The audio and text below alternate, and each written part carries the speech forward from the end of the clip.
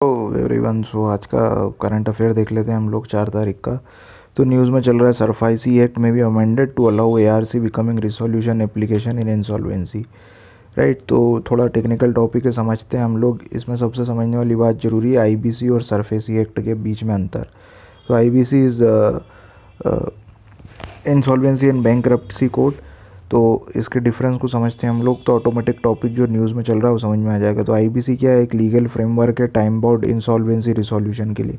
Insolvency क्या होता है? अगर कोई बैंक करप्ट हो जाता है, that is known as insolvency. पैसा ले लेता फिर बाद में चुका नहीं पाता, तो इंसॉल्वेंट उसी को बोला जाता है। और सरफेसी एक्ट इसलिए बनाया गया था कि जो भी इंसॉल्वेंट है, रेसिडेंशियल या कमर्शियल प्रॉपर्टी, या जैसे कोई कंपनी है वो इंसॉल्वेंट हो जाती है, तो बैंक को पावर दी गई थी कि उसकी प्रॉपर्टी बेच के वो अपना असेट रिकवर कर सके। राइट, सरफेसी एक्ट एक्सक्लूसिवली इसके लिए बनाया गया था। Bank can recover the insolvent's property, right, और अपना रिकवर कर सके, तो उसके लिए बनाया गया था ये। और both financial and operational, secured and unsecured इसके कवर में आते हैं क्रेडिटर्स। और इसके अंदर में सिर्फ सिक्योर्ड क्रेडिटर्स ही आते हैं। राइट, मतलब कि जो अनसिक्योर और सिक्योर क्रेडिटर्स हैं वो आईबीसी के अंडर में आ जाएंगे, और सरफेसी एक्ट के अंदर ओनली सिक्योर क्रेडिटर्स।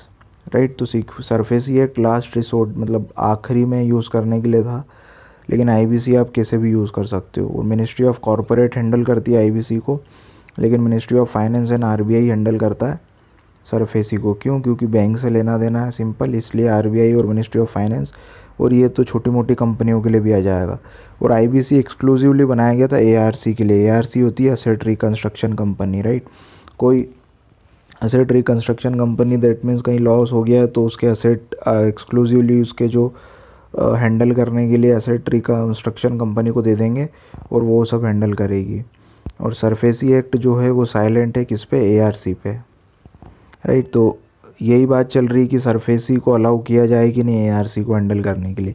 तो एयरसेल कंपनी के एआरसी को सरफेसी के द्वारा हैंडल किया जाए या कैसे हैंडल किया जाए, ये पूरा न्यूज़ में चल रहा था। राइट, और regulate RBI regulate ARC as non banking financial companies, NBFC की तरह ट्रीट करता है। राइट, तो ये देख लेना आप लोग। आईबीसी और एआर सरफेसी में याद का, सरफेसी को हमने समझा क्यों बनाया गया था। एक अगला टॉपिक है, कम न्यूज़ में है, तो बोल रहा है एक न्यूज़ आया एनसीएआर का, national council of applied economic research. तो उसने बोला है कि अगर हम फोरकास्ट की एक्यूरेसी प्रोवाइड करते हैं फार्मर और फिशरमैन को, तो करोड़ों रुपए बच सकते हैं। तो पता ही है ये तो हमको, राइट, टेक्नोलॉजी की मदद से। उसके बाद सेंट्रल गवर्नमेंट की एक स्कीम थी, fortification of rice and distribution through PDS के थ्रू। तो फोर्टिफिकेशन क्या होता है? फोर्टिफिकेशन ये होता है कि किसी भी ग्रेन्स में अलग से एडिशन करना विटामिन मिनरल का, like iron, zinc, vitamin.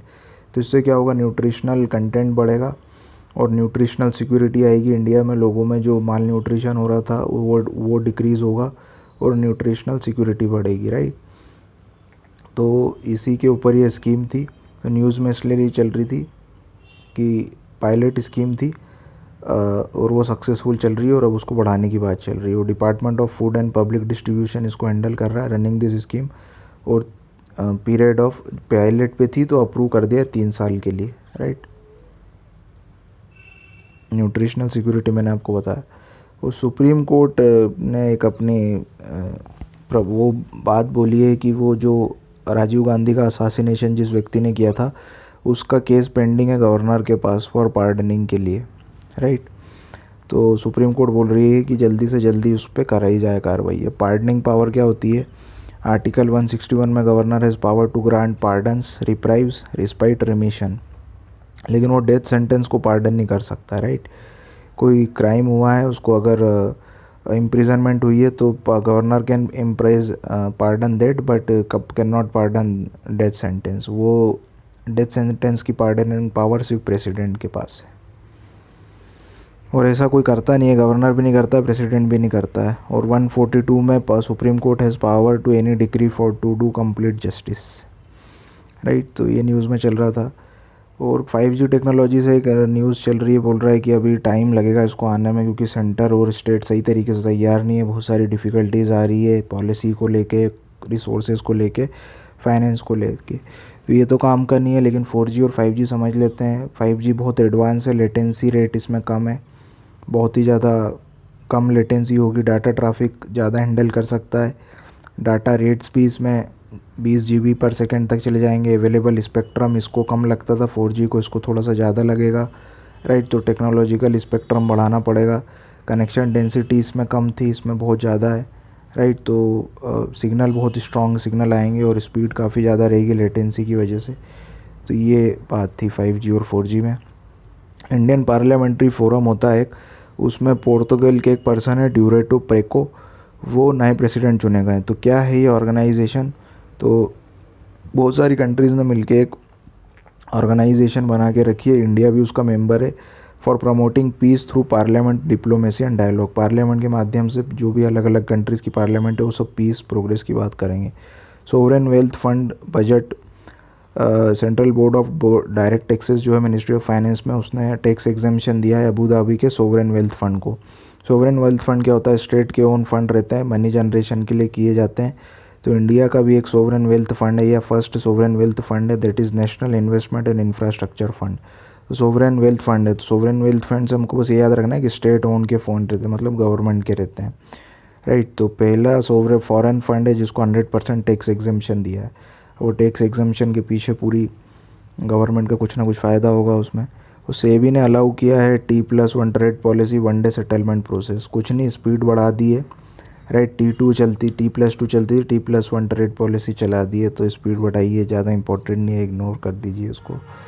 CSC है कॉमन सर्विस सेंटर ग्रामीण ई स्टोर। तो CSC क्या होता है, CSC गवर्नमेंट की एक शॉप्स होती है या गवर्नमेंट का दुकान टाइप होती है, उसमें गवर्नमेंट जितना भी साइबर कैफ़े जो करता है सिटीज़ के अंदर, वो CSC common service centre rural area में करता है। तो CSC के ई ग्रामीण स्टोर खोला है, राइट। और लोकल फॉर वोकल को भी प्रमोट करेगा ये, और ये अच्छा काम चल रहा है। और 100 करोड़ का टर्नओवर रिसेंटली उसने टच कर लिया है in terms of transaction, right. उसके बाद state granted 2200 crore for air pollution को फाइट करने के लिए। सेंट्रल गवर्नमेंट से मिनिस्ट्री ऑफ एनवायरनमेंट फॉरेस्ट ने 2200 करोड़ रुपए सब स्टेट्स को देने की बात करी है, मतलब 2200 करोड़ हर स्टेट में बढ़ जाएगा under the program national clean, ये इंपॉर्टेंट है by the way, national clean air program के तहत, राइट। 42 सिटीज़ को मिलेगा, और लोकल अर्बन बॉडीज़ या म्यूनसिपल कॉरपोरेशन इन सबको हैंडल करेगा। और एनस्केप के अंदर नेशनल क्लीन एयर प्रोग्राम के अंदर हमारा टारगेट है 20 से 30% PM2.5 को रिड्यूस करना, राइट। तो इम्पोर्टेंट है। फिर कोविड श्री शक्ति चैलेंज जो था, वो माई GOV जो ऐप है या ऑर्गेनाइजेशन है इंडियन गवर्नमेंट की, in collaboration with UN women, उसने चैलेंज लॉन्च किया था अप्रैल 2020 में, for to support and promote women entrepreneurship and women development. तो बस नाम काम का था। सो इतनी इम्पोर्टेंट न्यूज़ थी गाइस आज के लिए। So thank you.